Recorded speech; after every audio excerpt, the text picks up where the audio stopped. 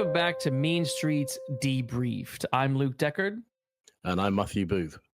And on this episode of Debriefed, we are going to chat about some upcoming films and TV shows in the neo-noir landscape that are going to be hitting cinemas and small screens in 2026, sharing our hopes and woes and uncertainties, fears, and fears, that kind of stuff. So, we're doing a break from the normal episodes this week just to kind of break it down and talk about other general stuff, and then get back to normal programming from next week. But here we are, Matt. There are a handful of films and series coming out next year that I am legitimately excited for and keen to see how they progress. And then there's others that I'm like,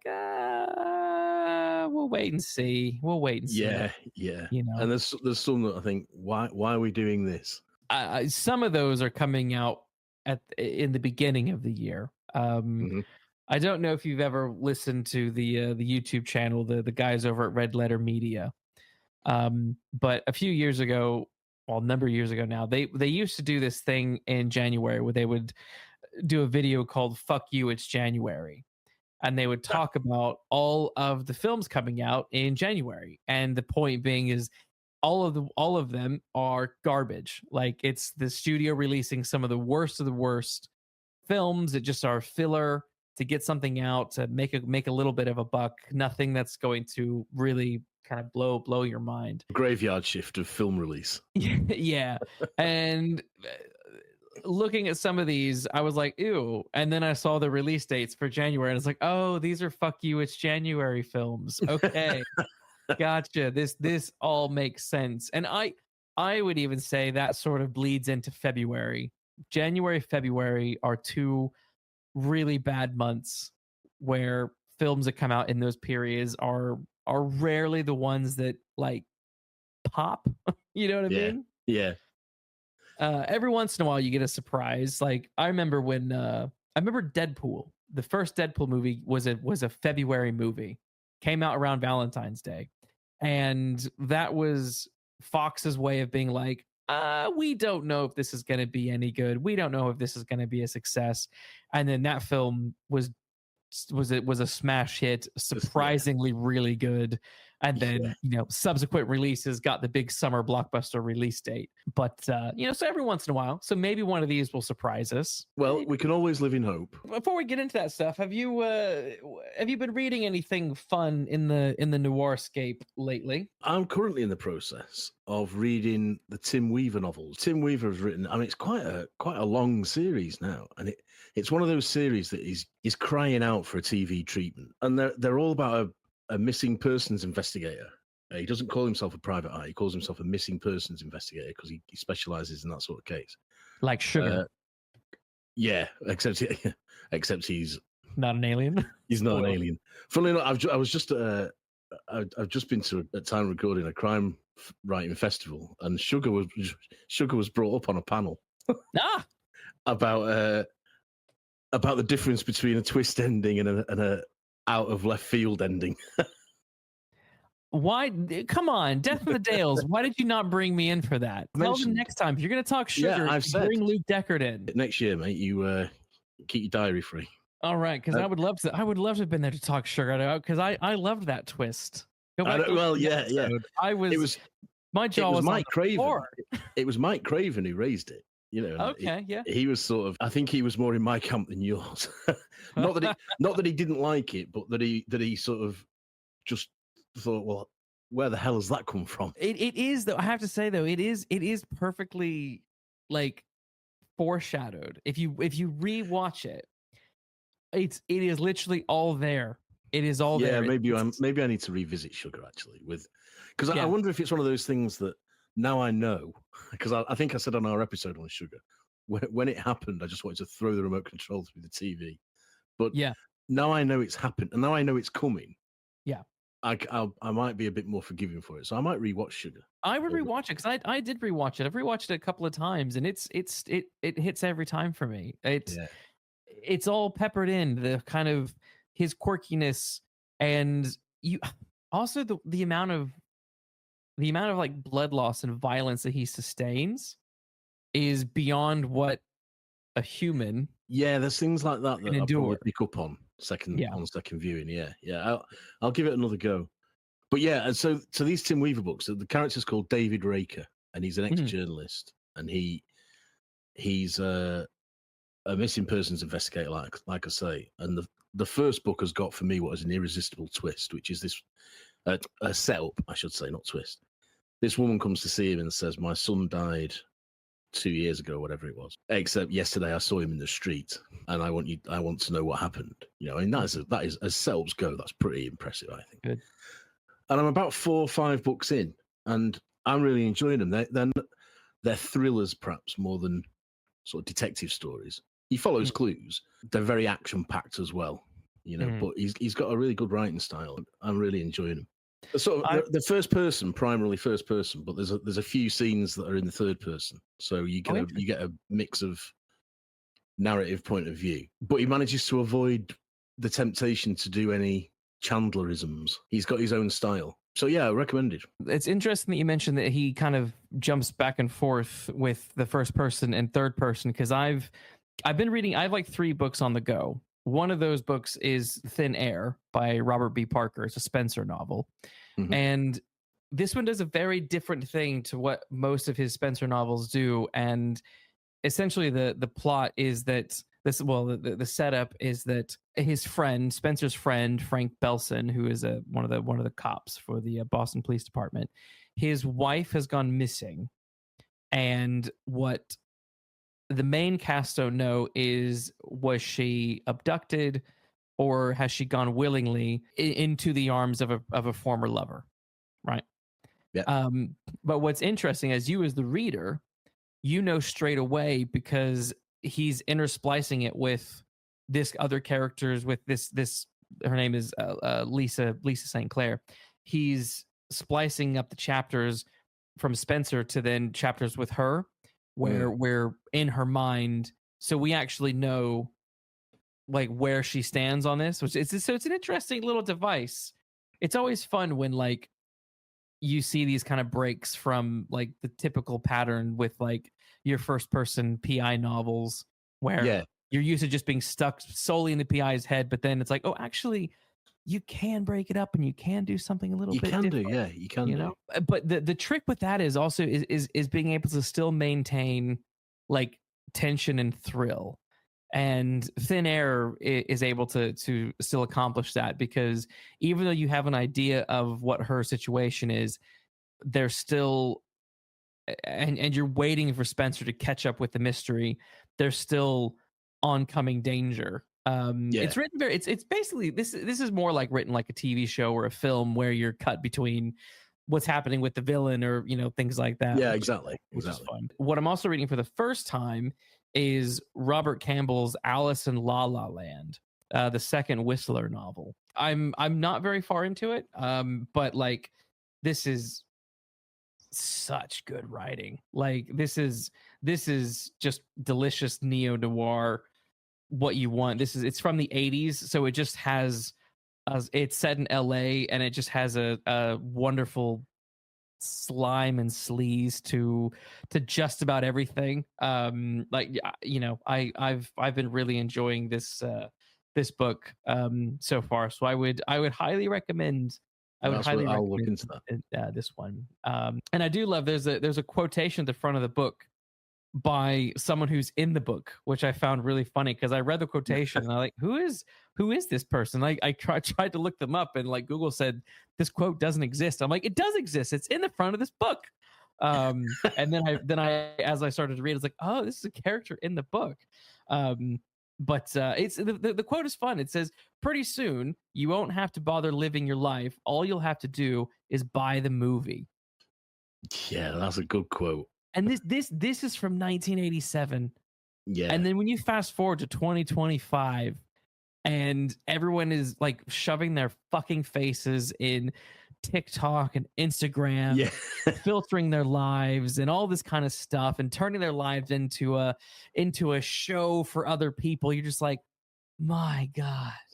Yeah. What's the name of this book? Alice in La La Land by Robert Campbell.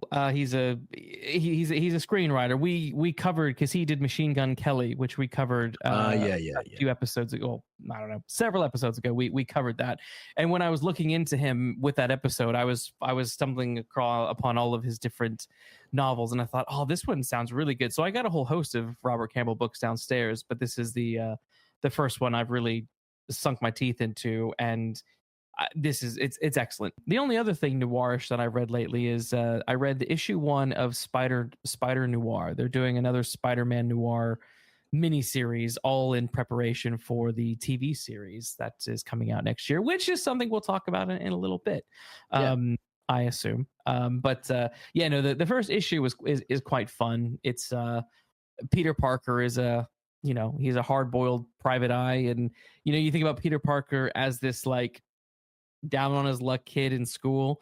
Well, he translates quite nicely to down on his luck, can't afford the rent on his office space. It translates really nicely. It's very, very, very fun. The last thing I'll say before we dive into like stuff that we've been that we want to talk about is I've gotten on a kick lately of buying novelizations of films, non like crime stuff. I've recently bought like the Back to the Future trilogy and the Indiana Jones quadrilogy, and bits and pieces like that, a few Star Trek novels.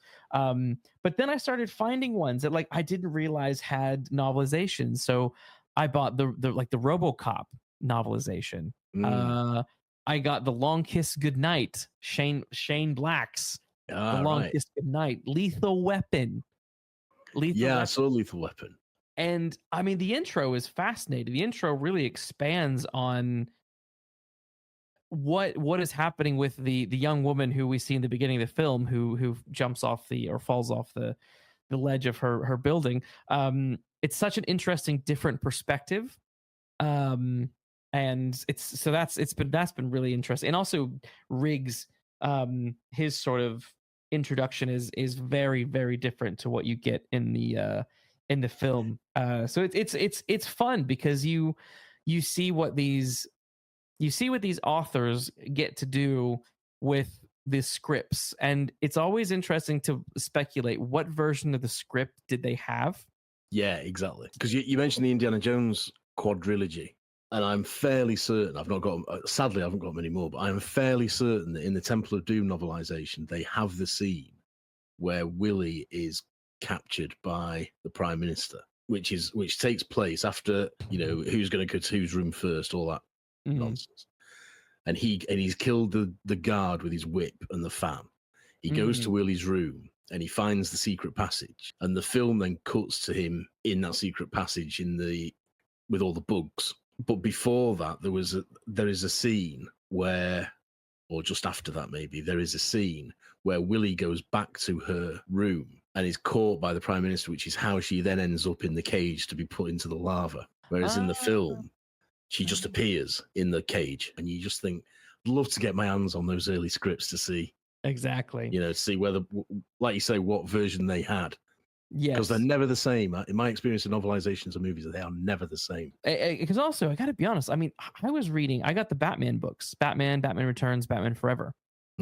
And honestly, the writing in Batman 89, like the novelization, is really good. It doesn't deserve to be as good as it is. It's genuinely I think the good. audiobook is on YouTube. I think the audiobook is on YouTube, and I've heard a bit of that, and I thought the same. I thought, man, this is really sort of pretty dark. Yeah. It's excellent stuff. Oh, one last thing. As I was doing this deep dive into novelizations, did you know that there are 2 sequel novels to Blade Runner? No, I didn't know. There are 2 novels that are sequels to Blade Runner that are sequels to both the novel and the movie. Really? Yeah. So it's by this guy named K.W. Jeter. I'm assuming it's a guy. It could be a lady. I didn't look this individual up, The first one is called it's Blade Runner 2, and it's called The Edge of Human, and the second one is called Blade Runner 3, Replicant Night. And essentially what Jetter does is basically it's a sequel to the film, but then incorporates elements from the novel and weaves them into the story. So certain characters who maybe weren't in the film but are in the novel, he finds a way to bring them into the world in this sequel. So it's a weird sort of mesh of you mean in Philip K. Dick's novel? Yeah, in the original. Wow, that's great. I love that. Yeah. So he brings the two together. He brings the two versions together. That's brilliant. Kind of, sort of. I can't say for certain if these are good. I saw them and thought I need to own them, whether they're good or not. But I will say I do love the opening line to the second one, to Blade Runner 2, and that is, when every murder seems the same, it's time to quit. Oh, that is brilliant. What a damn good line. God damn you, brilliant. Yeah, Jesus, that is really good. Really, really good, isn't it? Mm-hmm. It's like, okay, how can I spin that into my how writing? Can I use that without making it obvious I've copied it? Or just say, I read this book once, and so, but yeah, that was really good. Pure fan of film noir and neo-noir. I really actually say, look, go check out the novelizations of some of these films, because you're gonna, a lot of times you're getting surprisingly good writing, and you're also able to experience the story in a fresh way. Like, you're getting new insights and new perspectives and new. It's a lot of fun. It's a lot of fun. Go do it. Essentially, you're getting more of your favorite movie characters. Exactly. And as you know, I was recently spent most of the year reading some absolute dross. Yeah. Yeah. So I'm like, I need to read fun stuff, but good fun stuff. Yeah. And not stuff where, morons are unable to discern what is an unreliable narrator and what is just the author being a bad writer withholding information. Yeah, well, let's not get into that. Those who know will know. Those who know will know. Absolutely. Let's talk about some stuff coming out next year. Let's look forward. What you go first? I've got a couple of things that are sort of January, February releases. Because we didn't like confer. We didn't say like this is what we're looking at. We just said let's look at things coming out next year. And I don't know if you picked the same ones I picked or whatnot, but what's the first thing on your list, starting from what's probably coming out at the earliest point of the year? Well, the first thing that I came across that I thought was might be worth looking at, it actually is a February release. Okay, I bet you I know what it is then. Crime 101. It's based on a novella by Don Winslow. So this look, on the face of it, this has got quite a good cast, I think. So it's like Mark Ruffalo, Chris Hemsworth, Halle Berry, guaranteed to be entertaining. Nick Nolte. Set it up. What's the premise of this? What's the premise? The premise I found was that it centers on a detective who's tracking a jewel thief who's adhering to the Crime 101 rules, which are a strict set of guidelines for the perfect heist. So it's a heist movie. But beyond that, I mean, I've not read the novella. I don't think I've read any Don Winslow, to be honest. Have you? I've tried in the past, and he's a dense read. Right. For me. Maybe that's why they've chosen a novella. Maybe he's a dense read. He's good, and he knows his stuff. Yeah. So, like I said, there's some pretty good people in this. I can never. What's his name? Barry Keoghan. Is that how you say it? Yeah, Barry Keoghan. Keoghan. And we know we like a good heist. I don't know. I think on paper it sounds good. What makes me fear is that, from what I could gather, it was originally going to be out this year, 2025, and it's been delayed till 2026, and that always raises alarm bells for me.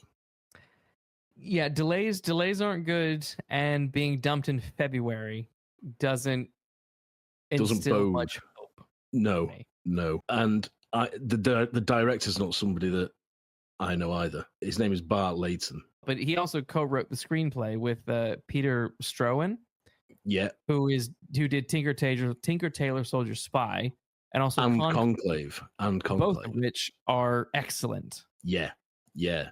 So maybe. Yeah, maybe. You know what's a big turnoff for me more than Barry Keoghan is honestly Chris Hemsworth. Like and this is sad because I actually think Chris Hemsworth is a good actor. And he's also very good when he's doing comedy stuff.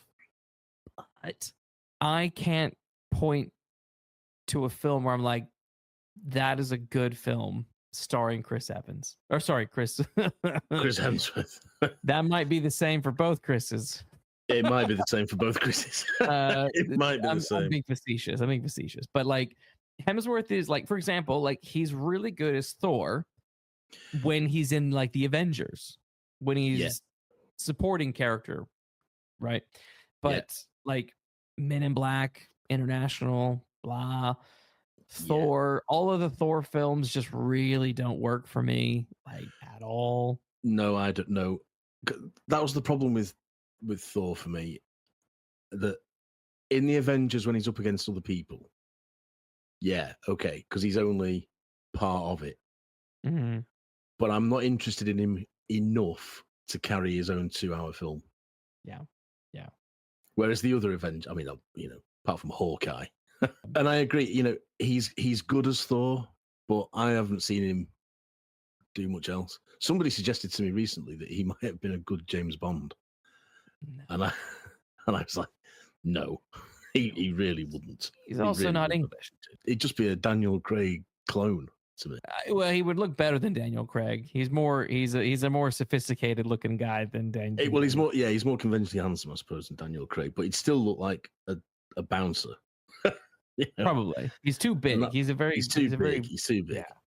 Yeah. So we'll see about Crime 101. That is one I'm we'll see, but I'm not. I think it has potential. It has potential, but it has some real big flags being waved.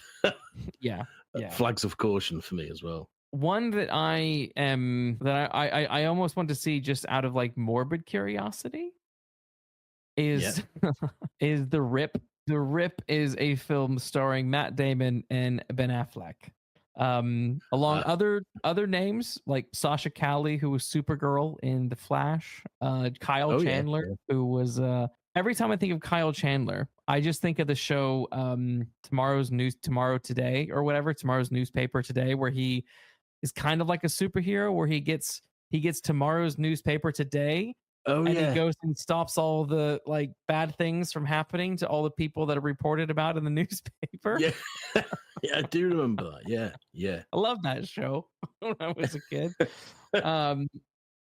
Again, the premise sounds interesting. It's after a team of Miami cops discover millions in cash inside a derelict stash house, trust phrase as everything and everyone is called into question. Like, now that's not a bad setup. That's not a bad setup. No, that's a good setup.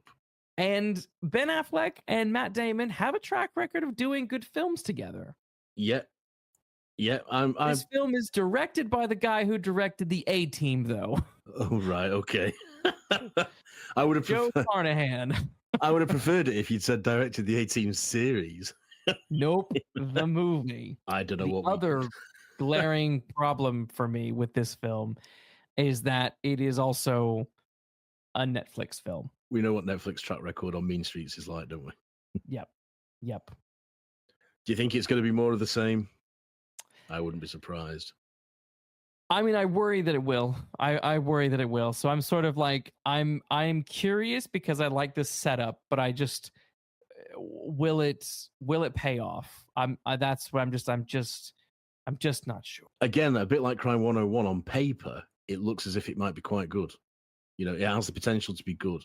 So this is like, is this going to be good, or is this just Ben Affleck and Matt Damon are like, hey man, let's make a movie together. Let's go have some fun. That's what I thought. Yeah, that's what I thought when you said it. We can afford to do this, can't we? Who cares if it flops? We'll just have a good time. Exactly. I often wonder how many films are made on that premise alone. Yeah.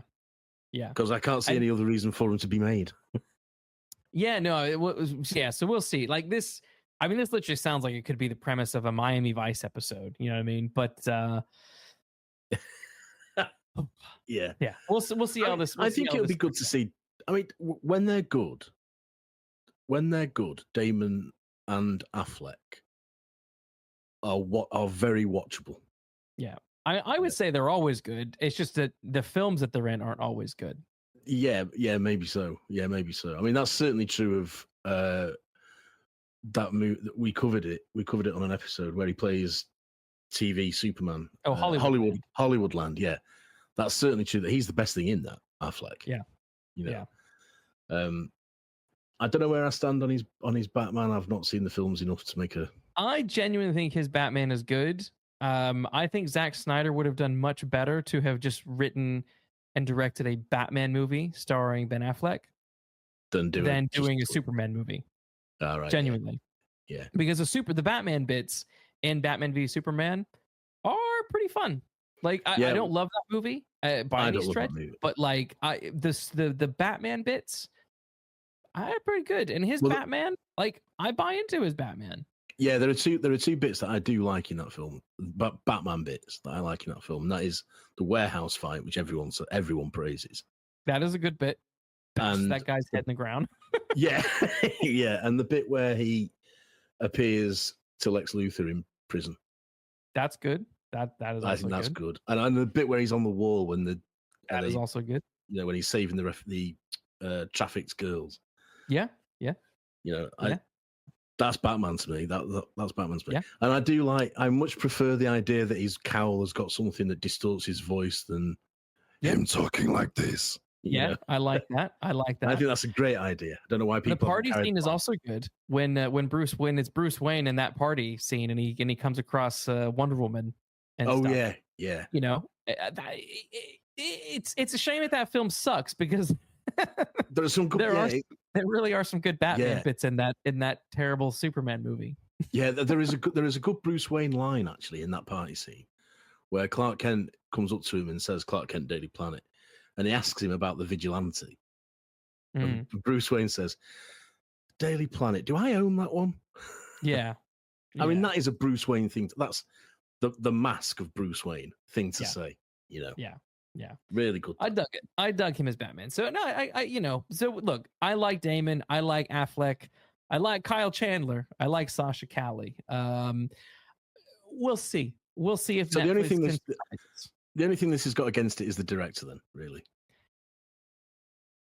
You know, we'll see. I mean, his track record doesn't wow me. I can't say that I'm a fan of his other stuff, but we'll see. We'll see. What's next for you? Well, I found one called Mercy. Did you see one called Mercy? Yes. Okay, that was the next one I wanted to make fun of. We're going to have the same ones, aren't we? Which of course, like when I said earlier, my joke about Chris Evans and saying all the Chris's have bad movies. Was that this? This is the next Chris Pratt. Chris Pratt, yeah. So, I mean, the premise for this, I sort of think it sounds good given the world we live in. Sounds exactly like Minority Report. Yeah. I was going to say it sounds good given the world we live in, but it's been done before, hasn't it? So it's 2029 Los Angeles. I mean, that's not far off. No. A detective stands said it in like 20, like I don't know, 50, 35? 60, 70. Yeah. Yeah. Not 3 years later. So the premise is that a detective's on trial accused of murdering his wife, and he has 90 minutes to prove his innocence to an AI judge. Yeah.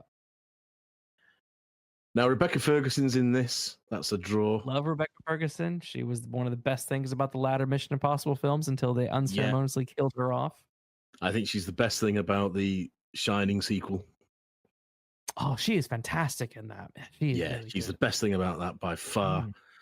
But I just think this sounds again. It's a January release.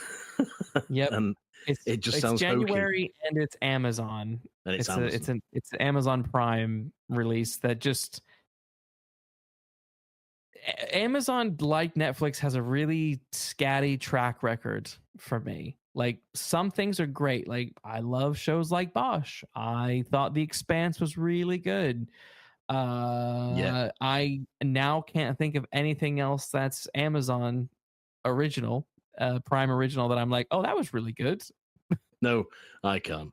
I mean, this whole premise just screams sort of cheesy to me. And like you say, Minority Report is straight in the forefront of my mind. And you're thinking, if I'm forced into a comparison, it's going to be unfavorable. Yeah. You know? Yeah. I mean, not that Tom Cruise movie is any good, but you know. No, it's not. No, it's not. It's not a great movie, but I fear that it'll be head and shoulders above what this might be. You know, it will probably. Actually, it probably will, because at least with Tom Cruise, as bad as that film is, that adaptation of Minority Report, it's Colin Farrell puts on a good performance. Cruise puts on a good performance, and what Spielberg directed that, didn't he? Yeah, yes. And there is some good thrills along the way. It's the plot doesn't quite hold together, but like there are some good thrills along the way with that. With this really, like, my note here is this is just a ripoff of Minority Report, like almost lazily a ripoff of Minority Report. Yeah, because that is really what the whole plot of that film revolves around. Proving your innocence against all knowing computers. Yeah, that's exactly what it is. Yes. Yeah. So it's like, I actually looked it up to see if like there was like a Philip K. Dick like a credit somewhere. When it didn't have one, I thought maybe his estate can sue. Yeah, I know what you mean. There's inspiration, and then there's just rip off. Like, I'm going to write a character. His name is called Colorado Jones, and he's an archaeologist. Yeah, Colorado Jones. Yeah, exactly. I mean, it does have that. It does have that feel about it, doesn't it? As if somebody said, "Oh, I've not seen Minority Report in years. Let's watch that." And then they put it on one Saturday night, and then they say to the wife, I bet we could pretty much remake this." Yeah. And just say it's AI. You know. Yes. Oh, that sounds like a good idea. Make it relevant. Yeah. Let's go then. Let's go and do it. I mean, we'll see, but I don't know whether it'll be one that I'd be absolutely racing out to see. No. Now, one series that's going to be coming out in 2026, probably speculation is the fall of 2026, is Ballard season 2. Everyone except you and I apparently loved Ballard. Well, I can't explain that. I mean, I know we have some what are considered off the wall opinions about some things, but I think we have good justification for them, and I don't understand the popularity of Ballard. Ballard has a 100% average tomato meter reading on Rotten Tomatoes. 100%. Well, that it's just isn't right. It's a 100% perfect TV show, apparently. Yeah, well, it just isn't true, is it? I mean, just by the law of averages, it can't be true. It's not perfect, is it? It's not perfect. No. This is where Rotten Tomatoes is a scam. They've based this on 22 reviews. Well, there you go. So they bought 22 people. Yeah. Yeah, it's probably the production staff's mum. Probably. I remember I can't remember who it was, but it was somebody talking about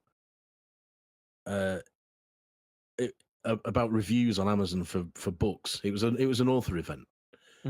And somebody said, if it's much more believable for a book to have like 4.6 or 4.5 or 4.7 than 5 across the board. Yeah. You know, and it's the same. And this bloke was saying, I would not buy a book that had all 5-star reviews because I wouldn't believe them. Same. Yeah. I will believe a book that has between 4 and 4.8. And so what you're saying is you wouldn't believe when a big bundle of like book bloggers just splash a bunch of 5-star reviews on a particular book. You're damn right I wouldn't believe it. Nor, I think, would you. No, because oh yeah, that's right, they were given the book for free by the publishers. It's like films and TV shows when you see certain outlets who constantly give glowing positive reviews. Yeah. And everything is the best thing in the world. You're like, all right, you've been bought. Like, you're just doing this because you want the freebies, and you're not a critic to be taken seriously. That's exactly it. Yeah, that's exactly it. You're not even a real critic, I would say. You're not a real critic. No, you're not a real critic. Nothing is perfect, is it? Nothing is perfect. Critics that do that are as bad as the ones that give things like the Maltese Falcon 1 star.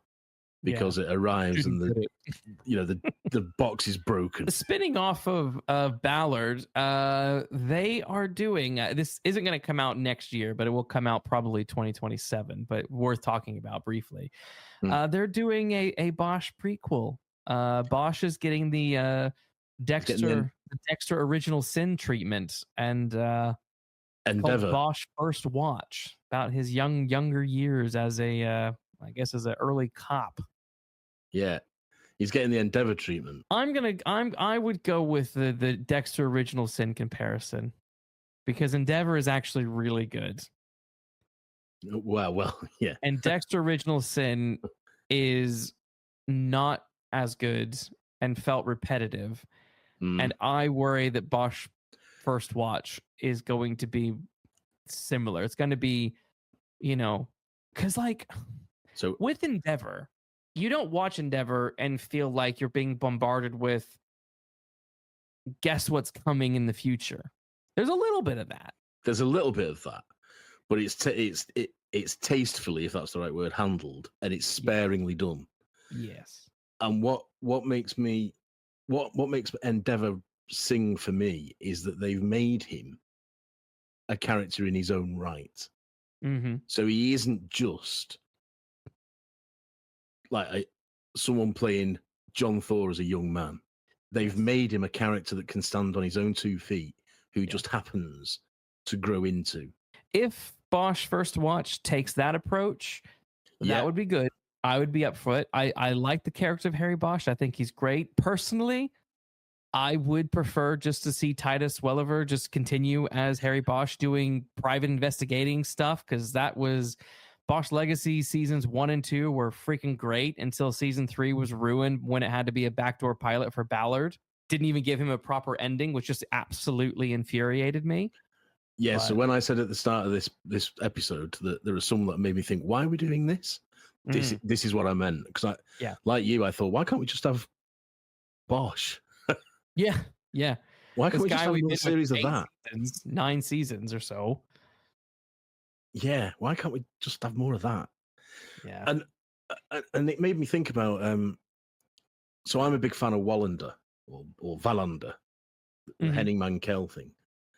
The novels and the Swedish TV series and the Kenneth Branagh series. And they did a young Wallander. You think, I don't want to see why do I want to see that? Yeah. Just because it works for Endeavor, just because it works for Morse, doesn't mean it's going to work for every other detective. And I don't see the point of young Bosch. I genuinely don't. Yeah, we'll have to wait and see. I will give it a fair shake, but at this point, especially when we've seen everyone is so prequel happy. Star Trek has been stuck in prequel land for decades, for like a decade now, maybe 2 decades. 2009 is when we were doing Star Trek prequels, and then all 3 of the Star Trek movies were prequels to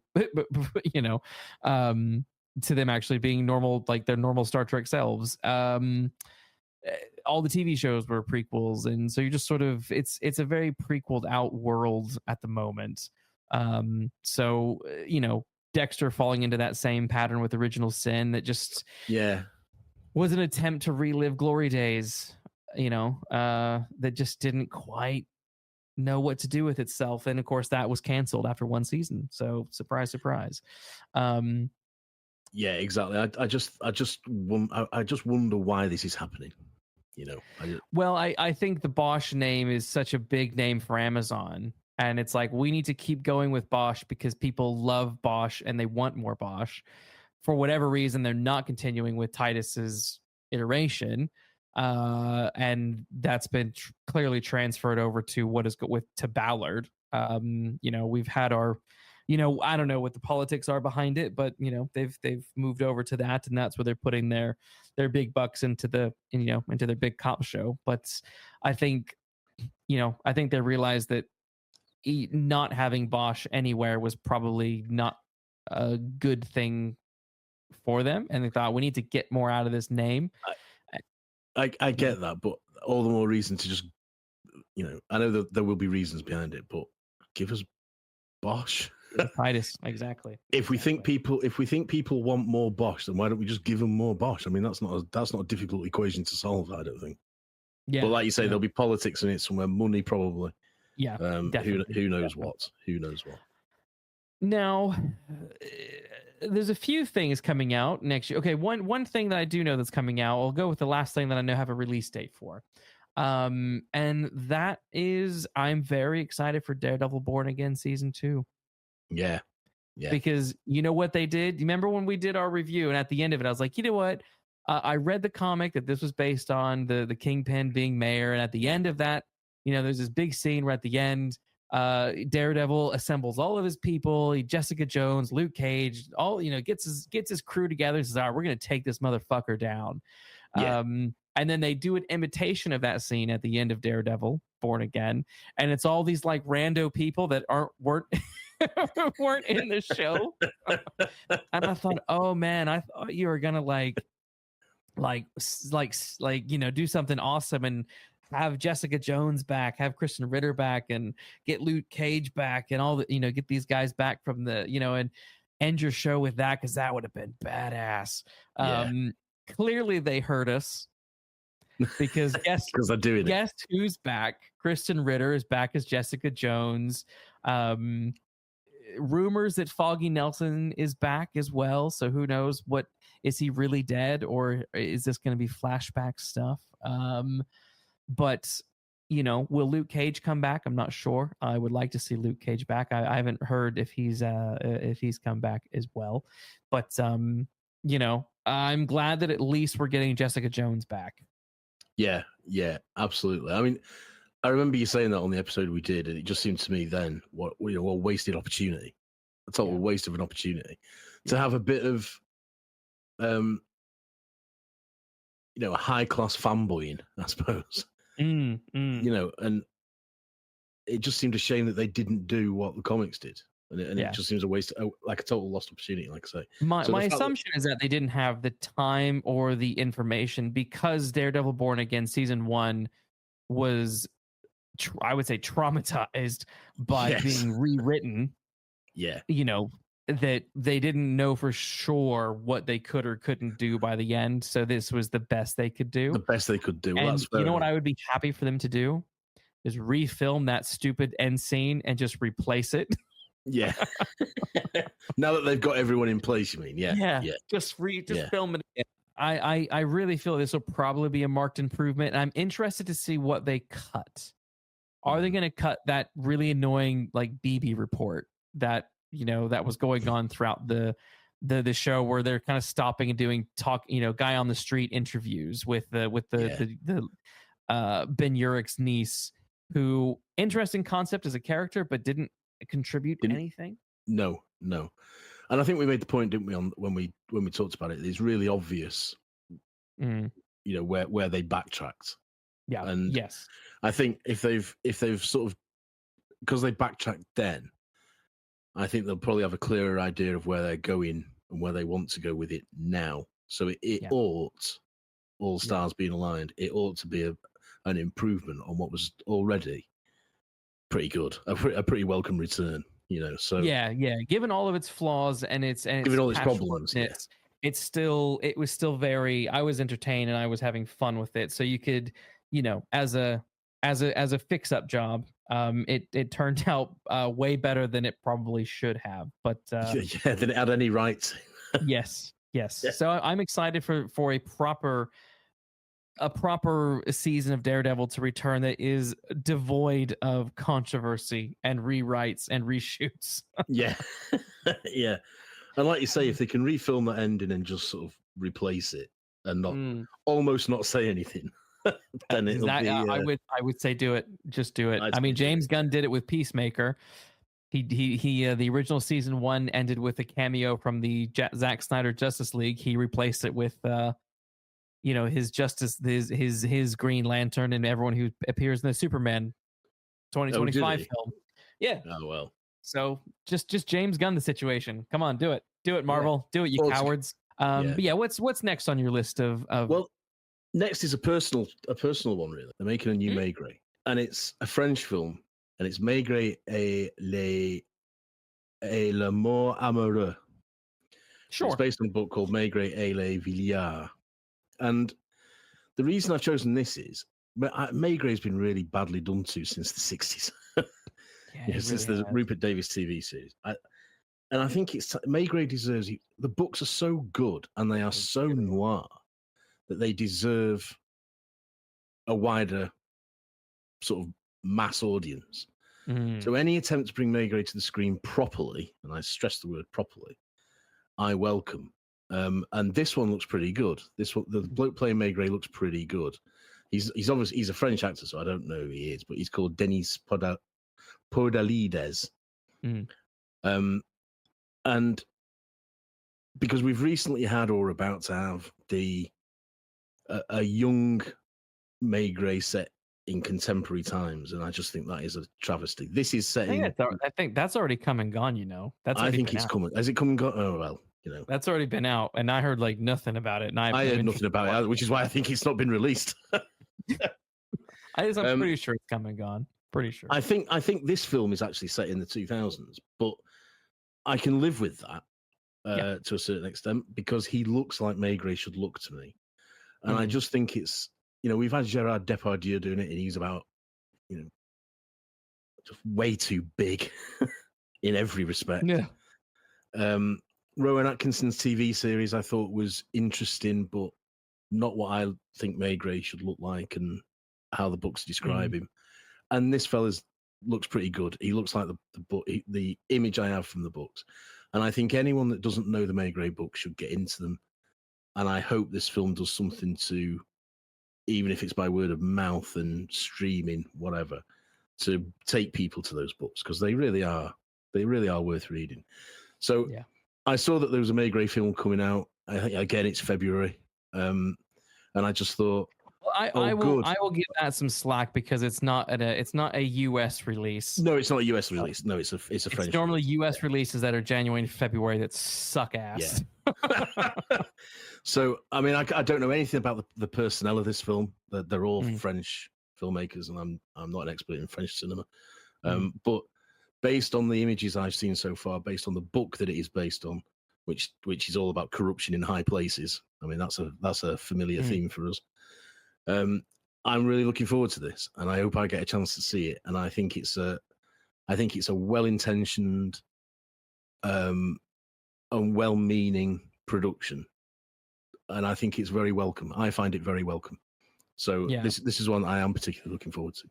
I'm looking forward to that one as well. I saw that coming up as well, and I thought, I love Maigret. Similar to you, I love the books. I didn't really come across Maigret until I want to say 2017. I was in Waterstones. I thought I just had a weird urge to buy French detective fiction, and that's when I found all of these Maigret books, and I bought 5 or 6 of them in one go, and I became he's one of my favorite characters. So yeah, I'm very, very much looking forward to this. Maigret is a change to having, Love Him Though I Do, Marlowe trotted out again, or Sam Spade trotted out again, or all the ones that people know.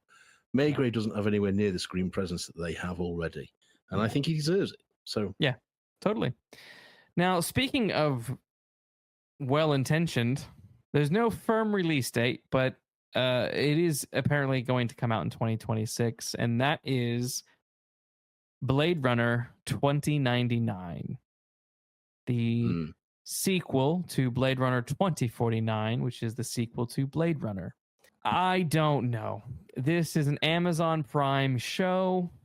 I just don't know. I really don't. The synopsis, from what I can gather online, is that it centers on a character named Cora, played by Hunter Schafer, who is a woman living on the run and assumes a new identity, trying to secure a future for her brother, whatever that means, and apparently is forced into an alliance with a replicant named Olwyn, played by Michelle Yeoh, who is nearing the end of her lifespan. The series is meant to be set 50 years after Blade Runner 2049, obviously, and follows the pair as they become entangled in a conspiracy that threatens a city struggling to rebuild.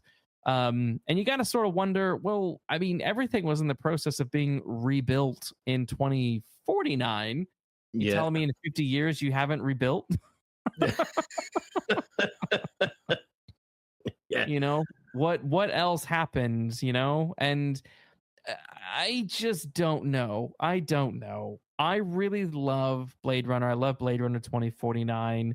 I think some of the spin-off comic books that they've done just haven't really landed for me. They feel a bit sort of rehashy of everything we've already seen. And this to me sort of, 2049 set up so many interesting things, and that is what happens with Deckard and his and Rachel's daughter. What happens to Kay? The whole setup of replicants having able to have children, which is what Deckard and Rachel achieved. Dave Bautista's character. Have you seen a miracle? I've seen replicant army that was set up in the film. To suddenly jump to 2099 and sort of move so far past all of this stuff, I'm like, okay, that's kind of sucks. Yeah. But also at the same time, I'm like, well, maybe that's for the best, because I don't want you to screw that up, because it's so far removed that if you do screw it up, it's a bit like Star Trek: The Next Generation, where if you loved Star Trek and then Star Trek: The Next Generation rocks about, and that's set like 100 years later, if it happened to have sucked really badly, you could easily just ignore it, because exactly. So obviously Star Trek: Next Generation did not suck, and it's one of the best science fiction shows of all time. But it's that same sort of premise idea that, well, at least it's set so far away, it's so far removed from these characters that no matter what they do doesn't really have to affect my headcanon, I suppose. Again, this is a bit of a, do we really need this? I'm not sure we need this. I mean, if Alien Earth is anything to go by, these TV show spin-offs of 70s and 80s properties that, one, Blade Runner wasn't a success when it came out. Blade Runner 2049 wasn't a success when it came out. They've just released a third Tron film. It's the third time they've released a Tron film that fails. Yeah. Just what are you doing? Like, stop trying to make certain things happen. And in many ways, like, I am very grateful that we have Blade Runner 2049. I think that was one of the most genuine legacy sequels ever produced. There was authenticity behind it and passion. Yeah. With this, I just don't know. Blade Runner 2049 had its heart in the right place, and it sought to do something interesting, as you touched on, and it sought to take the story further. So, being a flop at the box office, I don't care about that. I think that film is a worthy legacy sequel. So I don't care what the critics said about it, and I don't care what people said voting with the feet. Who cares? This, I just think, why? Why are we doing this? Well, like the comic book spin-offs and things, what I feel with certain franchises is without the sort of the anchor character, I just lose interest. Now, obviously, Blade Runner 2049 is primarily Ryan Gosling's character, Officer K, doing something. But what is he doing? Well, he's actually found the bones of Rachel, of a replicant, and he's looking for Deckard. So you're connected to that world, and you're waiting for it to catch up. And that works. And then when Deckard does come back, it's it's great. Ford is wonderful. The rest of the film and the mystery as it unravels is fun, and you really buy into Kay and Deckard's friendship in this in this film. With this, I'm just sort of like, oh, this is going to be so detached that I'm like, I don't know if I care about this world if I'm not connected to these characters. Now, again, maybe. I mean, Star Trek Next Generation is a fine example of not being connected in any way to the original show, except for they are on a new version of the Enterprise. So maybe it'll be good. I don't know. Ridley Scott was involved for a while. He wrote I guess he wrote like a television. He wrote the pilot was announced and he wrote like the Bible for it. I think there were maybe talks about him directing, but in the end just didn't do it. But I don't know. But like I said, if Alien Earth is anything to go by, which is like, oh, remember Alien, and then it just sort of sucks, or like Predator, the Predator sequels that they've been doing lately, all just sort of. Remember this franchise? Like, remember when it was good, and now we can't make it as good anymore? I just worry that that's what 2099 is. I know exactly what you mean, and it's almost like sort of putting yourself up for ridicule, because and saying, because remember when we were this good? Blade Runner to me is Deckard. I mean, he's the heart of it. He's what makes it for me. If he's not in it, what's the point? What's next? I've only got two more things to mention. The only other thing I wanted to mention was SpiderNoir. Set 1930s. Should be quite fun. I think. The premise is quite interesting. Obviously, it stars Nicolas Cage, which I think is fun. As this is very different comic I just read. He's going to be more aged and down on his luck rather than kind of a young whippersnapper that you get in the SpiderNoir comic at the moment. But the behind the scenes photos I've seen look pretty cool. There's a really cool picture of him in that suit with the big glowing eyes doing the web slinging, the spider, web slinging hand gesture that just looks pretty badass. So this is another Amazon show. So who knows? Maybe this one will be good. I hope so, because I think this has got a lot of potential. I think this has got a lot of, like you say, the premise does sound good, and the costume looks good, and I love the costume in the comics. I think it is a great costume. It's brilliant, and I love the story of that costume. That it's Uncle Ben's World War One, like get up, essentially, because that means that it matters. That means that it's got a backstory of its own, and it's important, and it's not just a fancy suit he puts on to fight crime. It means something, and Nicolas Cage is, as long as he can keep himself in check, I think he's still watchable. Brendan Gleeson, I've always long been a fan of, and he's playing a mob boss. I think that's great, a great casting, and I mean, presumably he's the Goblin, presumably. So yeah, I'm quite excited for this, and I hope they don't screw it up. I do too. I mean, Cage's SpiderNoir was one of the high points of the Into the Spider-Verse film. Yeah, it was. That came out. That was a film I was kind of lukewarm on. I know a lot of people loved it. I was just sort of like, whatever. It had some good moments. So I was the same. It looked mind blowing as everyone was acting like it was, but the second one was super boring. Couldn't get into it. And the third one I thought had like already come and gone, but apparently hasn't even come out yet. So there we go. I think this could be good. I'm excited about this, and I hope Cage does what he does in Into the Spider-Verse. I hope he or something similar, and I hope he doesn't go all manic. The last thing I wanted to mention is the film Ray Gun by Brad Bird. Yes, that's I don't think we have a proper like an actual release date for that yet, but I'm a big Brad Bird fan. I think The Incredibles is a fantastic movie. I love The Iron Giant.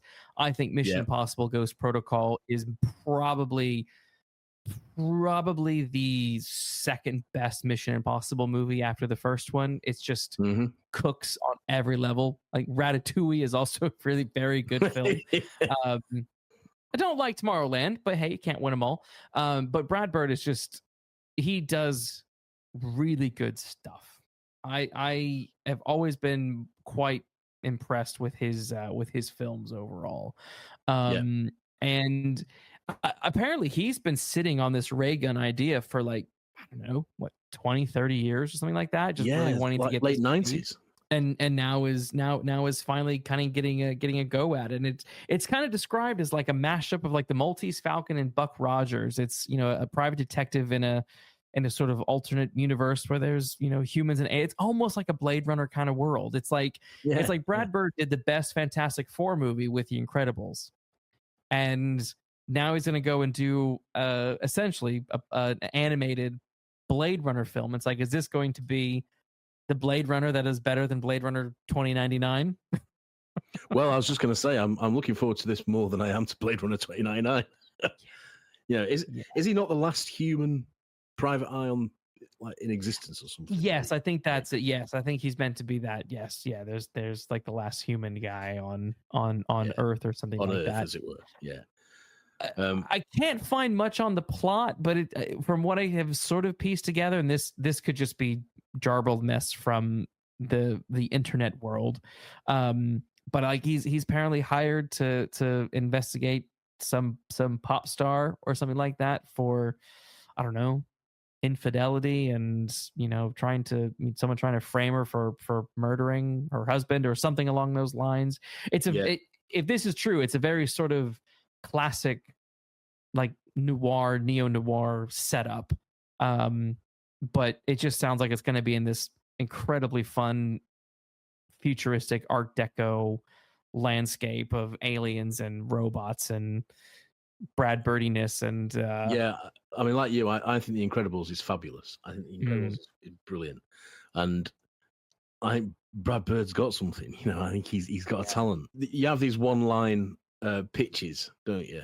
And the Maltese Falcon with Buck Rogers is, I mean, that's enough to make me smile. You know what I mean? That's enough to make the schoolboy in me stand up and take notice.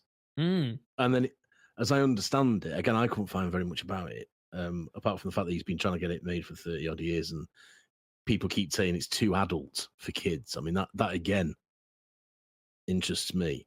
Is that John Ratzenberger is voicing Ray Gunn, and I mean Ray Gunn, great name, and I just think John Ratzenberger's great. Loved him since Cheers, so I'm looking forward to this. I hope this does finally get off the ground. I hope so, because I mean, if this is actually coming out, I think this next year, I think that's probably the one I'm looking forward to the most. And as you said, that mashup between Buck Rogers and Maltese Falcon is so much fun, because that was one of the main things that pulled me into the show The Expanse, which was an Amazon show. One of the main plot lines of the first season is you're following a detective played by Thomas Jane. The wonderful Thomas Jane plays a detective investigating what is like a missing. It's either missing. I think it's a missing girl who's tied into some of the sci-fi zaniness, and you follow his story throughout the whole first season. And I was hooked on. He was the character that hooked me into the show. I loved this futuristic private. He's kind of working on it on his own. I love that. So I don't know. That's one of those bits that I think is really exciting with RayGunn. That is definitely the thing. That, and then SpiderNoir, and then Daredevil Born Again. It's kind of in that order of the stuff I'm the most excited about for next year. And who knows what else comes out in the meantime. Well, who knows? We'll keep an eye out. That we don't know yet. But yeah, I mean, there's some caution to be taken with some of the things we talked about. I think there's also some stuff to look forward to. Well, I think with that, I think we can wrap up this episode of Debriefed. Yeah.